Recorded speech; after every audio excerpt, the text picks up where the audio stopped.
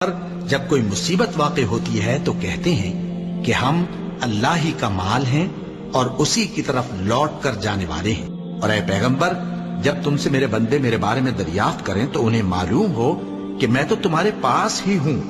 जब कोई पुकारने वाला मुझे पुकारता है तो मैं उसकी दुआ कबूल करता हूं। तो उनको चाहिए कि मेरे हुक्मों को माने और मुझ पर ईमान रखें ताकि नेक रास्ता पाएं।